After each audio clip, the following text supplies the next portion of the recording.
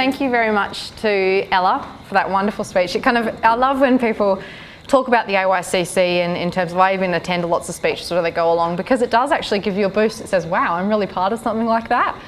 So thank you very much for that empowering speech as well, and making me feel like I'm part of the change and I'm part of creating justice, which is great. Yeah. So I'd love to run you past some of our campaigns that we've actually been running and what the AYCC does to create some of the change that Ella was quite eloquently talking about. So I'll first introduce myself.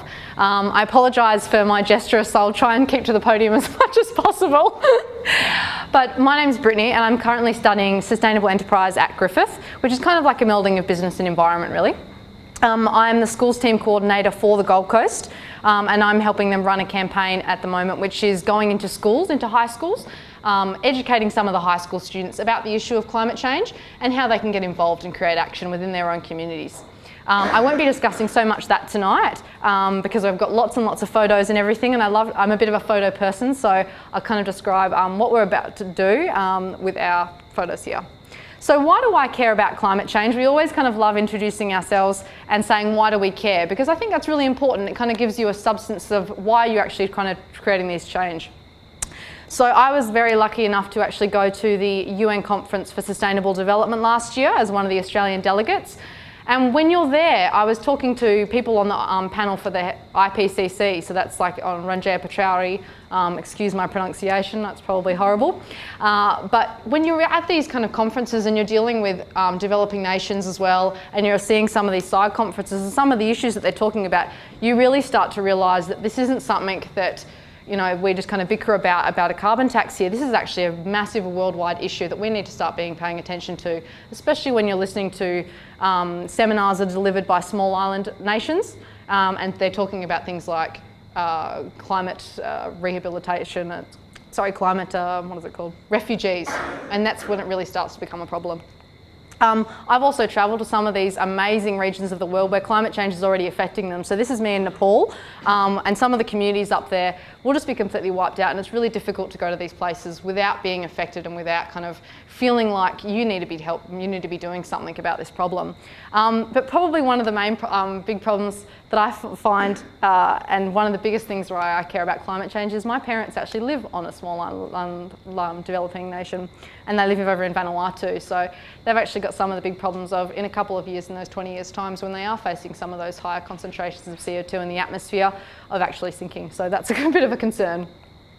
I'd love to run you through some of our campaigns that we've had with the AYCC. And like Ella was describing, back in 2009, the AYCC was started by two very empowering young girls, and they actually put together a Power Shift Summit, which brought together thousands of people from all around the country in 2009. Kicking off after the Power Shift Summit, they ran a campaign called Youth Decide, and this is great, and they ran one last year, but this kicked off in 2009, and it was the first national youth climate vote organised by the AYCC in partnership with the World Vision Australia. An astounding 330 Youth Decide events were organised, and Ella was actually part of this event, or part of this campaign, as one of the Gold Coast coordinators, and she put together a lot of the voting events for that, which is fantastic. And they got over 5,000 people attending a massive Youth Decide concert down in, I think it was Melbourne, and they got big bands and things like that, like Cat Empire. So if you can imagine all these young people congregating in one place, taking a direct vote action against climate change. Over 37,500 people voted between the ages of 12 and 29, and they took part in the vote which world they wanted to inherit. 97.5% of those voted for an emissions target stronger than what was at today. So it's definitely a clear message of what these young people were looking for. These results were presented to the Climate Change Minister at the time, Penny Wong, and they actually had a delegation of the AYCC going to the UN Climate Conference in Copenhagen to deliver these results to some of the negotiators and politicians there. A couple of quotes that I really loved, this is off on one of the AYCC websites. Some of the actual volunteers with the AYCC and now that have gone on to become things like the National Schools Coordinator and the Online Director. But they were saying, if you don't mind me reading their quotes, is I can honestly say that at the moment, watching my friends and peers vote for their future had a major impact on the person I am today. AYCC's Youth Decide campaign gave me the opportunity to create change in my school, inspire, and personally gave me the confidence to educate others about the impacts of climate change. And another AYCC volunteer that is now the online director, she said it's the beginning of an unstoppable movement of young people who, no matter who is in power, are joining forces and throwing every ounce of energy into solving the climate crisis, which is wonderful. In 2010, the AYCC was also part of the federal campaign, and they run a non-partisan campaign to propel climate change to the front of the political agenda. They used a variety of mechanisms to interact with voters, politicians, and it'll also get a lot of media. In particular, pinnacle of this campaign was the climate elephant, kind of known as the elephant in the room, which is obviously, at the time, climate change, they didn't want to be shoved under the rug anymore, and they were highlighting it as the elephant in the room that nobody would talk about. This obviously generated a lot of extensive media, and I suggest that you go search Elephant in the Room AYCC, because I had a bit of a giggle myself watching some of the videos as the elephant literally chased down some of the cars of Julia Gillard and Tony Abbott and things, which was very funny. So obviously this is a great campaign for the AYCC, using some of that creative and some of that youth energy as well to really get noticed and really get climate change put on the agenda. Approximately 14,000 conversations were had as well with voters, and AYCC made up an election scorecard at the time which kind of ranked political parties in terms of their climate change initiatives. This reached almost 100,000 people, educating them on the political agenda for some of the parties going towards climate change. On the election day itself as well, 45,000 AYCC cards were handed out, ranking those political parties in terms of their key climate policies. They've run some great campaigns as well in between kind of their major campaigns, and this is a really empowering one called Meet Your Member, more on a localised level. So this actually connected with young people, with every single politician in the country. This one is down at Ella, if you can recognise as well. This wasn't actually part of the Meet Your Member, but I thought that was kind of handy that she did actually meet our member. But they were meeting with obviously local MPs and senators to express their views on climate change. Local volunteers also collected hundreds of signatures on postcards, which they then presented to these MPs in the meetings. They had a massive conference down in Melbourne at the Federation Square, where they did a Meet Your Member Q&A on pricing pollution, which was great. Had a really good turnout. This is where I kind of came on the scene as well. I've been part of the AYCC since early February last year as part of their Repower campaign. Now, Repower was all run around the $10 billion investment fund for renewable energy that was released by the government last year. And this is really wanted to direct some of those funds into investing in renewable energy.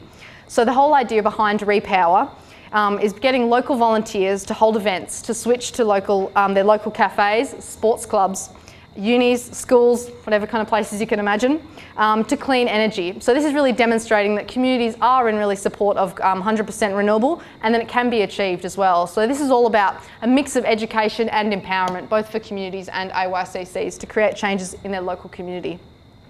I was part of the AYCC campaign for Repower down on the Gold Coast, but I really wanted to summarise what they were doing for the AYCC in this quote, which I found as well.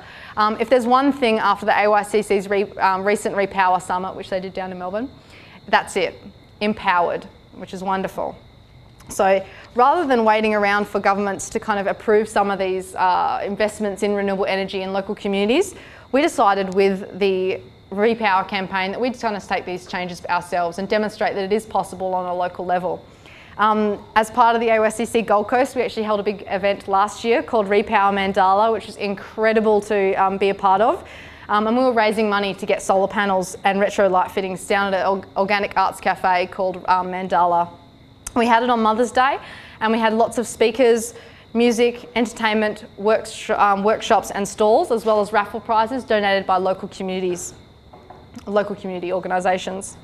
It was also featured in local papers, and Larissa Water even wrote us a personal letter to congratulate us on our organisation of the day. The biggest win for us, obviously, was we raised $2,000 plus another $2,200 that was contributed from the profits of the cafe to raise a total of $4,200 to get solar panels installed on the cafe. So little wins like this was really, really what keeps you going. Like Ella said, sometimes you can be a little bit disheartened by things that you read in the news or things that are going on externally, but this is such a huge win for us, and one of those little boosters that kind of keeps you going and keeps you thinking, wow, I am really making actual change here. We had lots and lots of stalls and getting out in the community as well, which is in the lead up to this campaign, which is really empowering for me and kind of led me to believe this is the path that I definitely want to be on. In follow-up to Repower, they held another Youth Decide last year called the Energy Election that was run last September. And this is a youth vote on renewable energy targets. And this is kind of campaigned around Port Augusta. So the campaign for Walk for Solar, what Ella participated in last year. This was, they were asking actually directly the youth whether they wanted coal-fired power stations or natural gas down in Port Augusta, or they wanted to build this solar thermal plant down in Port Augusta. It was also debating some of the renewable energy targets that are currently set in Australia. They're currently set at 20% by 2020. And we really think that is too low, and some of the major energy providers such as Origin and things like the Business Council of Australia also wanted to reduce this, and we just thought that's not possible. So over 700 voting events happened around the country with over 25,000 votes occurring both online and voting events. We also had lots of voting events here just at Griffith by local volunteers putting up a stall and getting people coming along, whether it's attracting them with bake sales and such. And we had also schools who are high school students and primary school students as well going and hosting their own voting events, which was fantastic to see that engagement just in high school as well. Over astounding 93% of people voted for renewable energy targets higher than they are at the current, and 95% voted for the 2 coal-fired power stations in Port Augusta to be replaced with the first solar thermal plant in Australia. A really big success for us was the Climate Change Authority released a discussion paper saying it would reject the polluters' arguments and that it said renewable energy targets would stay at 20%. Obviously we wanted them to be higher, but it's really fantastic that the Business Council of Australia and other energy providers such as Origin didn't reduce this further. This obviously led into a fantastic campaign, Walk for Solar. Oh, sorry, I kind of skipped over. This is down in Youth Decide. This is some of the fantastic action that we got involved with down on the coast. Obviously generating lots of media as well, which is great news for us. We were featured in the paper a couple of times. Down the bottom is obviously a Youth Decide voting event or voting kind of booth that we held down at the library down at Griffith University, and also a really fun action that we had in right in the hub of Surfers Paradise. Had a bit of a spot dance and everything like that, so it's really good.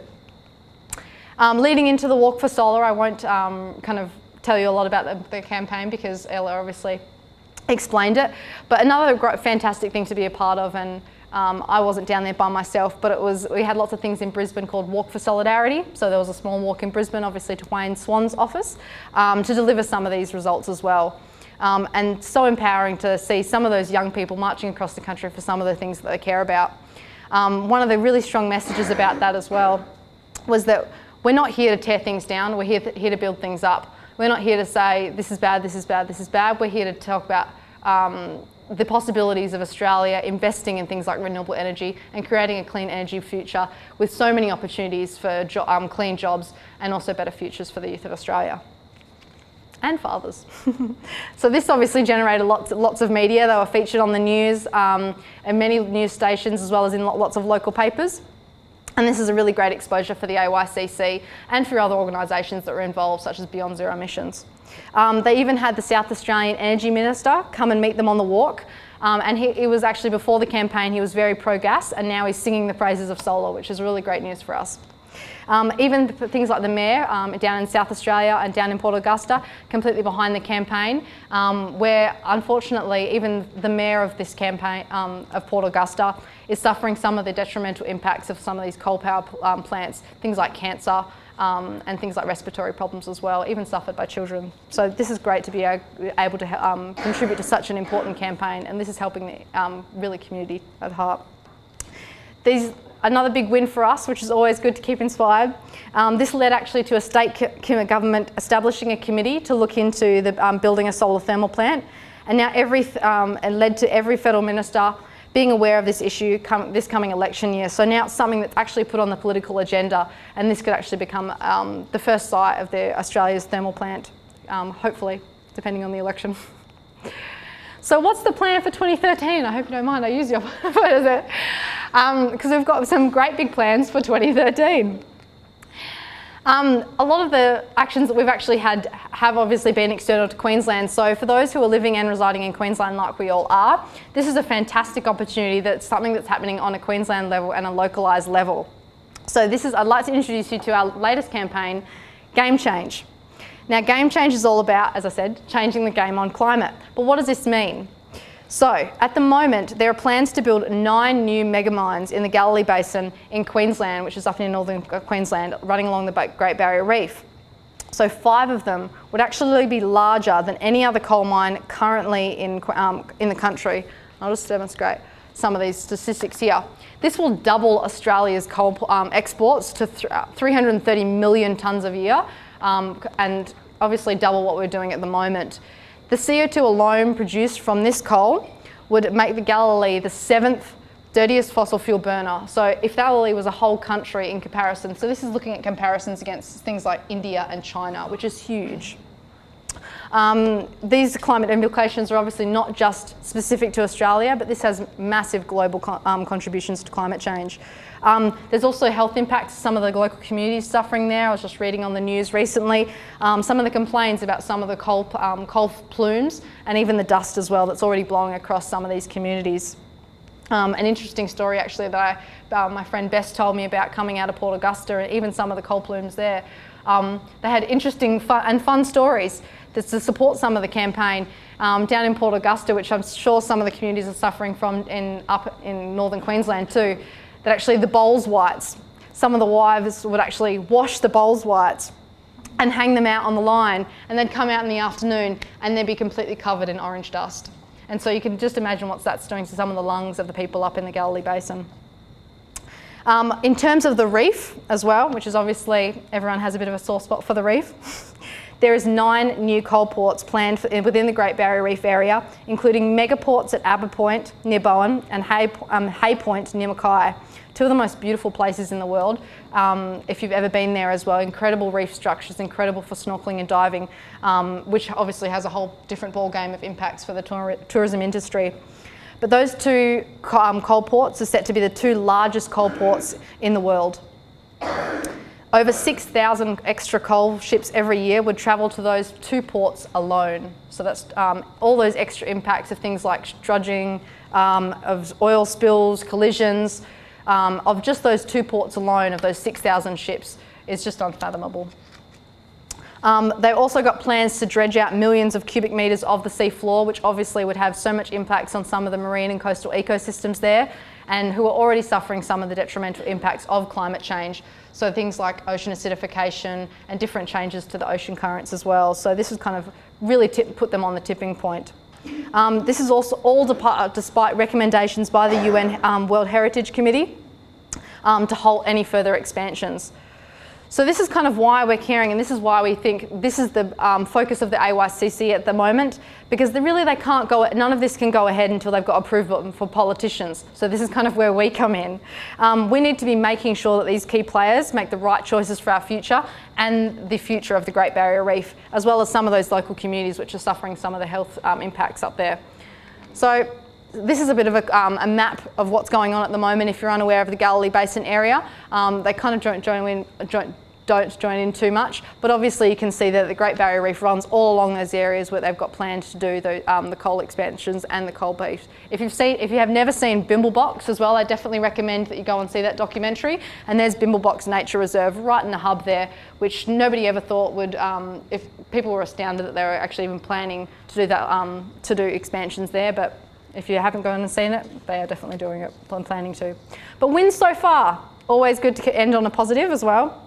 We've had 156,000 people, I'll switch the timer. We've had 156 hours already pledged by AYCC volunteers around the country to speak up about this issue and pledge their time to creating change and to creating putting this on the political agenda.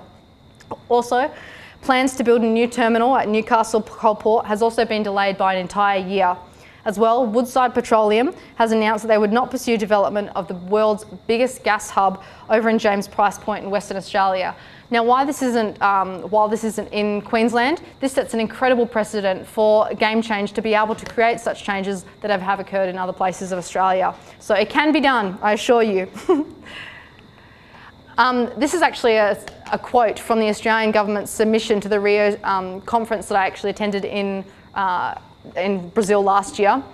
And it's quite eloquently speaks some of the actions that we need to be taking, but it's just bizarre that this isn't actually on the agenda when this is some of the quotes they've actually said themselves. This is a critical decade. Decisions we make from now to 2020 will determine the severity of climate change our children and grandchildren experience. It is essential to transition to low emissions development pathways if the world is to tackle climate change and achieve sustainable development. So I really want to wrap up some of our campaigns as well here by a couple of final messages. And hopefully this demonstrated this little presentation of some of the campaigns that we've run and some of the campaigns that we continue to pursue have really kind of demonstrated here. The AYCC has sent a message that young people are not only the largest stakeholders in the issue of climate change, but we're informed and we're organised. We refuse to be limited by scaremongers and naysayers because we know that clean energy technologies of tomorrow are ready today. We know that with education, people start to understand and moderate their impact on Earth. We know that with ingenuity, and creativity, we can create change in society. Look at what technological revolution has done for society in the past 30 years. Also another quote here. Since getting involved with a couple of repowering events and attending the summit, I've also met so many people with the same dreams and visions as me that have stuck with me on this, the inspiring truth that we can and will make a difference. And this really last quote here as well really sums up my experience with the AYCC too. It's not about obviously we're creating change, but you're also creating lifelong friendships. When I first joined the AYCC, it was so refreshing to be surrounded by young people who are caring about similar issues that I care about and actually doing something about it, which is fantastic. So thank you very much for listening to our speeches as well, and I hope you enjoy the panel, and I look forward to some of the interesting questions that I hope you all have. But I hope for our speeches tonight we're able to demonstrate to you some of the local initiatives that are being done on youth action for climate change and some of the opinions that youth actually have on this issue as well. Thank you.